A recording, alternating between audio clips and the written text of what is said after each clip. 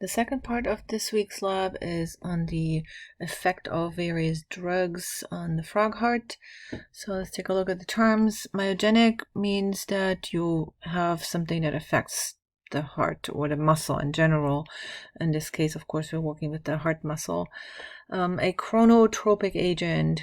Chronos refers to timing. Timeline.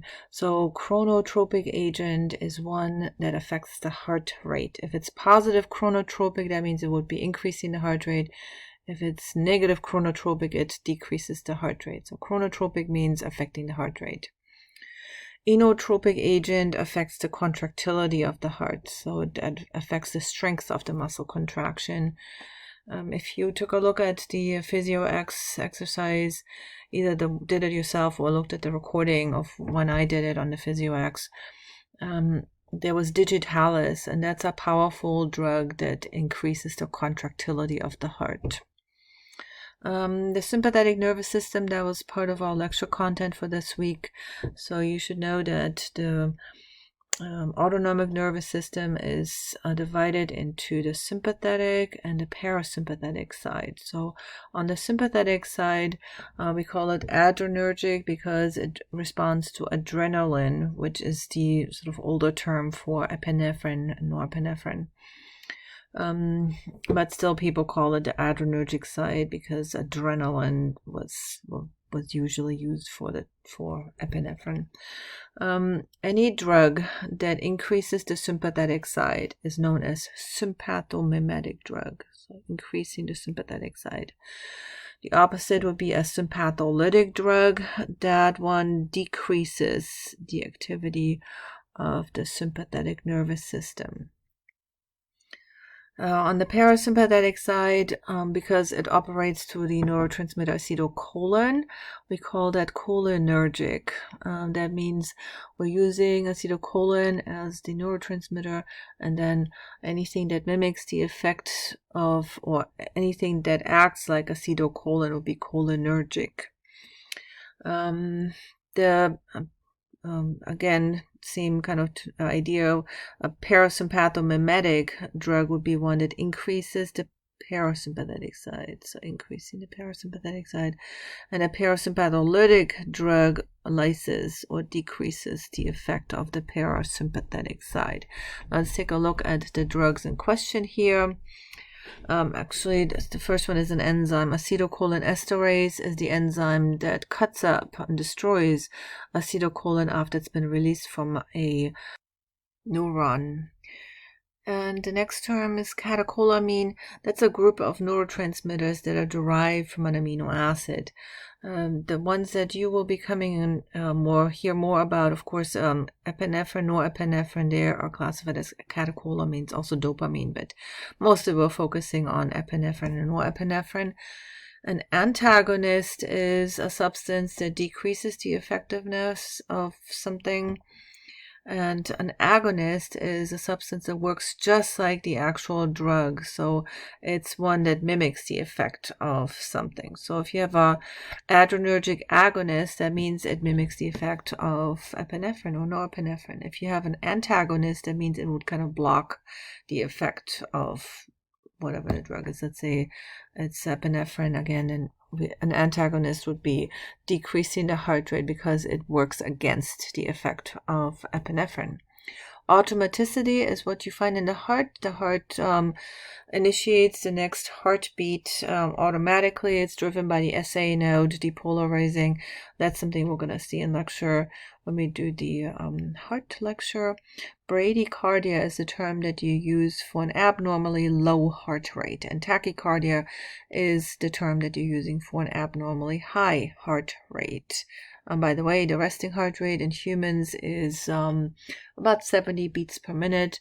In the frog, you saw a little bit lower base heart rate, but make sure that you do this experiment. Next up, I'm just going to go over the results for both the endocrinology section and then here the frog heart, the drugs on the frog heart. So hopefully you got a chance to do the Physio X for both the endocrinology and the effect of drugs and temperature on the frog heart. Here on the results section, let's answer the questions together. And we're going to go first over the endocrinology experiment using those rats and giving them either TSH or PTU or actually some thyroxine. So you were supposed to inject these different drugs, and hopefully you got the appropriate amount. That should be easy for you to answer then. Number 2, why did the metabolic rate of the thyroidectomy, TX means that the thyroid gland was taken out. The TX rat returned to normal when injected with TSH. Well, if you don't have a thyroid gland, then what would be the effect of TSH? So obviously TSH comes from the pituitary, and it's supposed to act on the thyroid gland and stimulate it to make the thyroid hormone. Now, if you don't have a thyroid gland, well, then you can't make the hormone, and therefore your metabolic rate will not return to normal because you need thyroid hormone for a normal metabolic rate. Number 3, what is the difference between T3 and T4? So T3 has 3 iodines, therefore known as triiodothyronine. T4 has 4 iodines on the molecule, so tetraiodothyronine. The active form of thyroid hormone is T3, so that would be T3. However, what's made by the thyroid gland, the vast majority of what the thyroid gland releases into the plasma, into the blood, that is T4. So T4 will be released mostly by the thyroid gland, and then of course that would be in much higher concentration than the plasma. Explain the mechanism of action of T3. What's the hormone response element? Well, it works just like the steroid hormones. So the mechanism of action of T3 is that it will enter the cell. So let's make a big old cell right here. It enters the plasma membrane, does not need a cell surface receptor. It will just enter by diffusion, and then we'll just assume that it also somehow gets across the cytoplasm and it eventually enters the nucleus, so that it will go into the nucleus where we're going to bind to a nuclear receptor. So T3 plus its nuclear receptor, it actually forms a dimer, but it's maybe not so important. So T3 plus its receptor, so let's make T3 plus receptor, they will bind to a stretch on the DNA. Let's just make some sort of a representative gene right here. And a hormone response element is a sequence on the regulatory region of a gene where the T3 plus its receptor will bind. So the TRE, in this case, the TRE, that would be the thyroid response element. There are, for other hormones, other response elements, so more generic would be, say, hormone response element, but in this case, for thyroid hormone, we call it a TRE, a thyroid response element. It is simply a sequence on the DNA in the regulatory region of a gene that provides a binding site for T3 plus its receptor. Once that binding has occurred, then typically genes will be turned on. So it's like an on switch for gene expression. And then here you're supposed to diagram the negative feedback control of TRH, TSH, and thyroxine. Just go back to the beginning. I drew that negative feedback control system on your important terms page.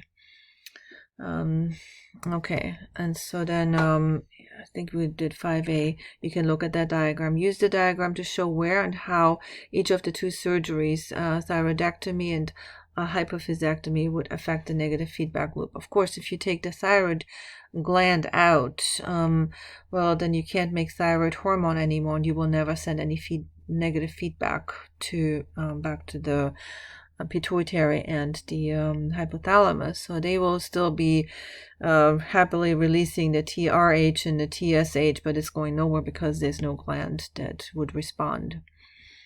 And if you take the pituitary out, so the hypophysectomy, then you don't make TSH. So that means the gland never receives any signal to make any hormone. So you're disrupting the cycle sort of in the middle. And of course, there would be no negative feedback sent to the hypothalamus because there's no thyroid hormone being made. So the hypothalamus would still make TRH, but it's not affecting a non-existing pituitary, and also will be no TSH made because there is no thyroid, no pituitary, and so therefore would be no thyroid hormone made because the actual gland doesn't receive any signal to make thyroid hormone. So now you're supposed to use the diagram to show where and how each of the injections, thyroxine, TSH, and PTU, would affect the negative feedback loop. So I'm going to go back to the diagram and try to show this in different colors. So we need to have thyroxine injection, TSH injection, and PTU injection. So let's make that in different colors. I'm just going to go back to that initial diagram. So let's start with thyroxine first in red. So if we increase thyroxine, or T4 that means we would send very strong negative feedback to the hypothalamus and negative feedback to the pituitary. That means we would have decreased levels of TRH. Now, by the way, you will never be able to measure TRH because it's not released into the general circulation, but you would have low levels of TSH because we're sending negative feedback to the pituitary. And then, of course, the gland itself would not make more thyroid hormone because there's already so much. Now, if we're going to increase TSH, then, of course, we're going to stimulate the thyroid gland to make more T3 and T4. So we're going to have a ton of hormone here. So if we increase TSH, then we're going to it's probably going to lead to a goiter. A ton of the more thyroid hormone will be made. So we're going to increase the hormone levels right here. And we're going to send, of course, negative feedback. Oops, you're probably going to see that. Negative feedback to the hypothalamus. And lastly, that was a PTU. Now, PTU is propylthiouracil. It absorbs T3 and T4. So we're going to take away, so we're going to decrease T3 and T4. And that means that we're going to send positive messages to the pituitary. So we're going to increase positive on the pituitary, increase TSH. And we're going to also increase TRH, positive feedback to the hypothalamus. So right here, that means you would have more stimulation from the hypothalamus, more stimulation from the pituitary as a result. And so therefore you would stimulate the thyroid gland to make more thyroid hormone, but it's being absorbed by PTU. Next question is here. Now use your diagram to explain how someone can be hypothyroid and have a goiter. Well, that will be the scenario where you don't have enough iodine. So your poor gland is trying to make the hormone because there's tons of TSH from the pituitary trying to get the gland to make the hormone, but it can't. And so you would have low thyroid hormone levels. So you'd be hypothyroid because you can't make the hormone. You would have a goiter because the pituitary keeps hammering the TSH and the gland would actually hypertrophy. And here on question 7, the 2 autoimmune diseases that affect the thyroid gland be Graves' disease. Number 1, in that case, we're making TSH-like antibodies. Both of them are autoimmune diseases here.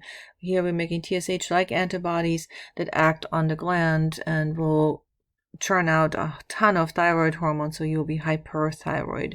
And Hashimoto's thyroiditis, that leads to an inflammation of the thyroid gland and will cause you to eventually be hypothyroid.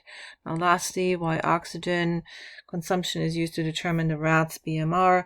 Well, because that's a measure of metabolism.